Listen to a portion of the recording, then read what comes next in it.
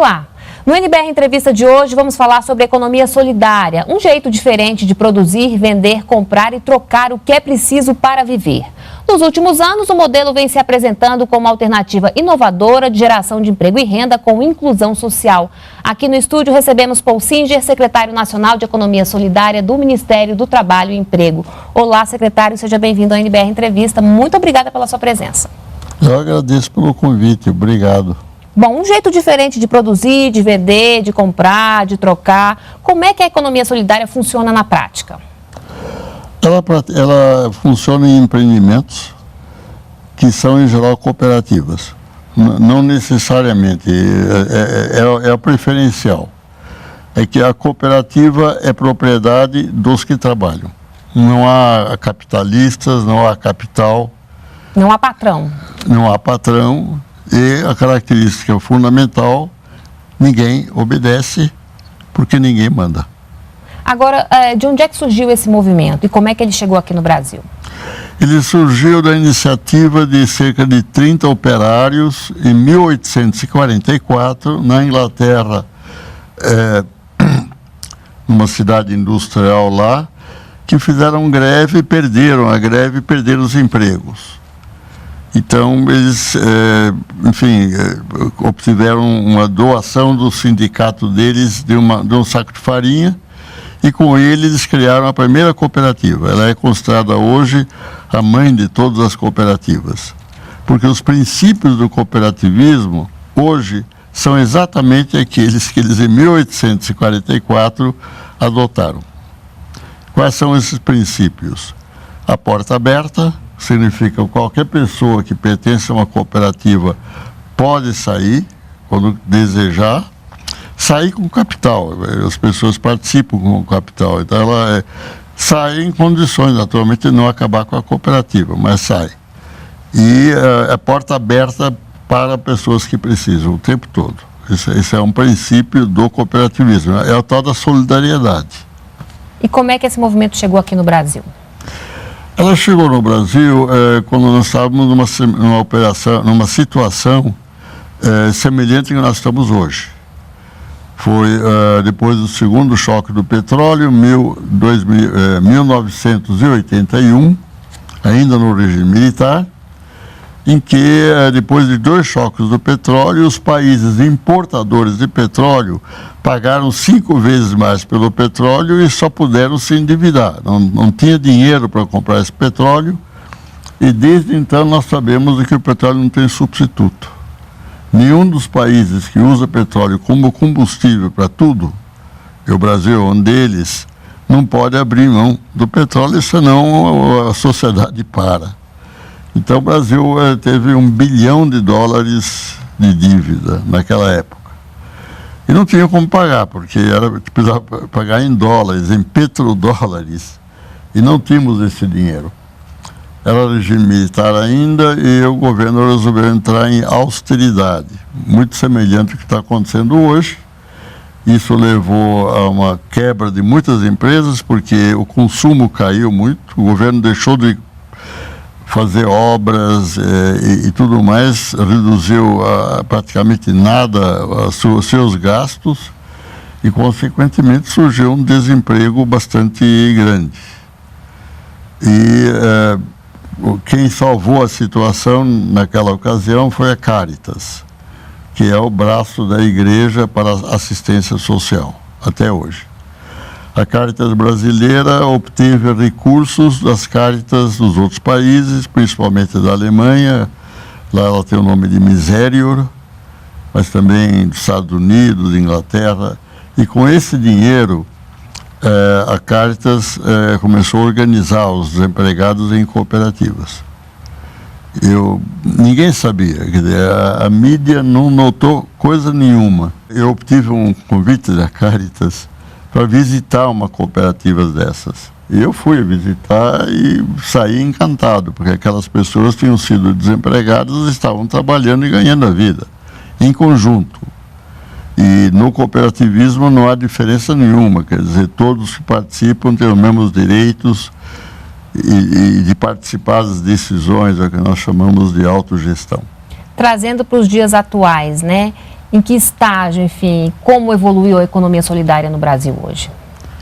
Ela está evoluindo, eu diria, principalmente a partir da presidenta Dilma, porque ela trouxe consigo, quando assumiu a presidência, um programa muito importante chamado Brasil Sem Miséria. Ou seja, o programa de erradicar até o fim de 2014, que já passou, totalmente a miséria, vamos dizer, pior.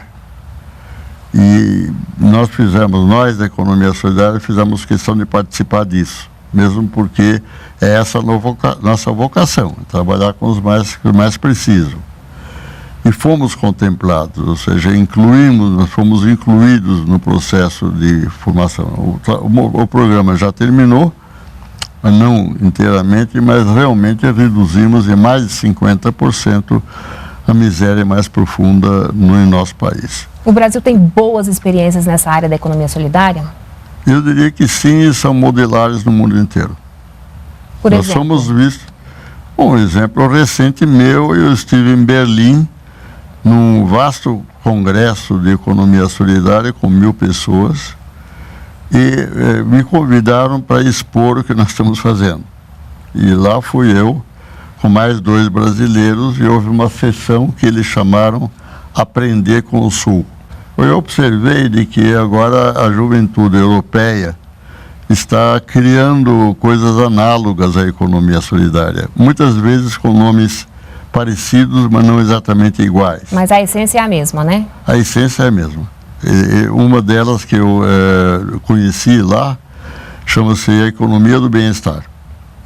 Ela está em 40 países diferentes, principalmente europeus. Espanha, Áustria, Alemanha, Suíça, eu não vou colocar a lista inteira, que é muita coisa.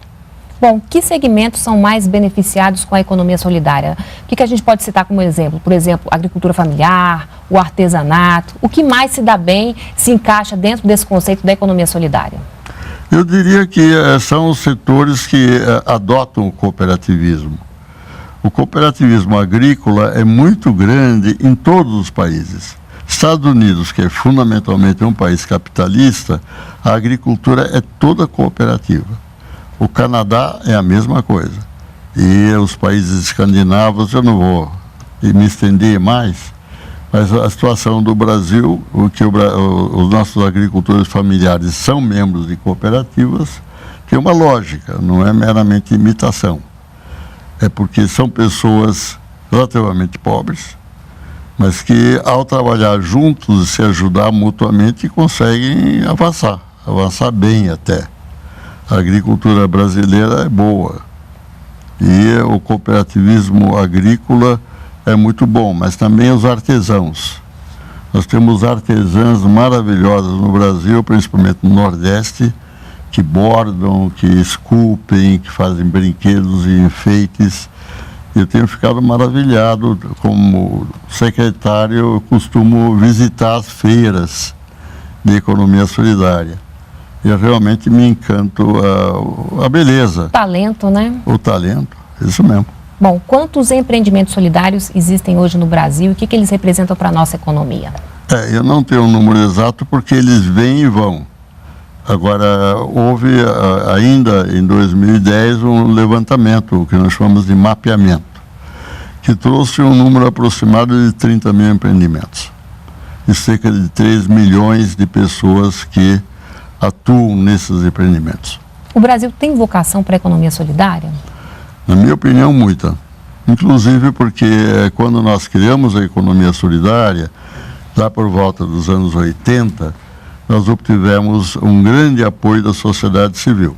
A igreja nem se fala, que é extremamente importante no Brasil e nos deu até o exemplo de como fazer. Mas além disso, tivemos o apoio de sindicatos, e tivemos apoio das universidades. Hoje tem 110 universidades que têm incubadoras de cooperativas populares. Isso é parte da economia solidária. Que tipo de suporte o governo dá a esse tema? Enfim, foi lançado recentemente o primeiro Plano Nacional de Economia Solidária. O que ele prevê? O plano é um plano amplo e ele procura superar os pontos fracos da economia solidária, que são 3. O primeiro deles é acesso ao capital. Gente pobre, os bancos normais, os bancos comerciais, não têm o menor interesse de atender porque só dá prejuízo para eles. Eu não estou criticando, no lugar deles faria o mesmo. Mas isso significa de que gente pobre, se precisar de empréstimo, não vai conseguir, a não ser com o pai e a mãe, mas não com os bancos. E nós estamos criando, por causa disso mesmo, o que nós chamamos de economia solidária. E o ponto forte da economia solidária não é o único, mas é o forte, são os bancos comunitários. Nós temos hoje no Brasil 107 bancos comunitários, que são geralmente com municípios, com apoio da prefeitura, mas que pertencem à comunidade local. É eles que fazem a autogestão, como se fosse uma cooperativa. E o que eu gostaria de dizer aos ouvintes é de que eles têm várias linhas de crédito, e uma linha que me parece bem característica da economia solidária é chamada de linha solidária. E quem decide se a pessoa recebe ou não são grupos de mulheres, são comissões em que geralmente são mulheres. Quem é que pede? São pessoas que estão numa situação de emergência. Tem uma pessoa doente e eles não têm dinheiro para internar. Ou então alguém sofreu um acidente. Enfim, situações meio trágicas em que as pessoas não têm como. Aí a cooperativa dá o empréstimo necessário sem se preocupar se isso vai ser devolvido.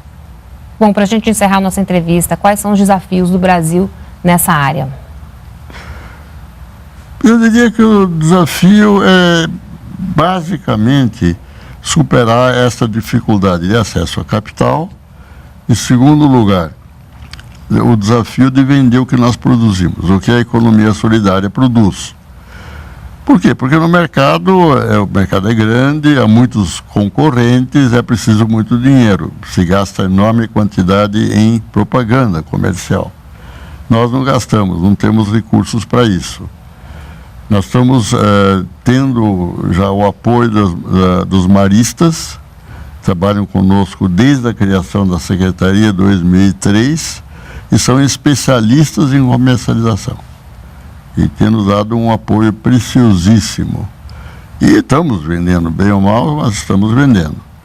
A outra dificuldade grande que nós temos é o conhecimento. As pessoas da economia solidária têm pouca escolaridade. Tem que qualificar, né?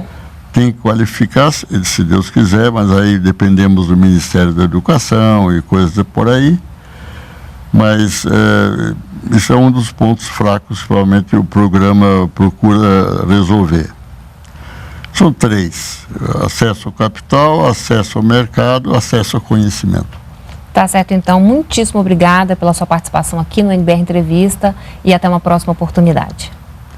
Eu agradeço por meu lado, gostei da oportunidade e espero que a gente possa repetir. Sempre bem-vindo. Obrigada mais uma vez. Bem, outras informações no site do Ministério do Trabalho e Emprego, e para rever essa entrevista é só acessar o canal da TV NBR no YouTube. Muito obrigada pela companhia e a gente se vê no próximo programa. Continue aqui na NBR, a TV do Governo Federal.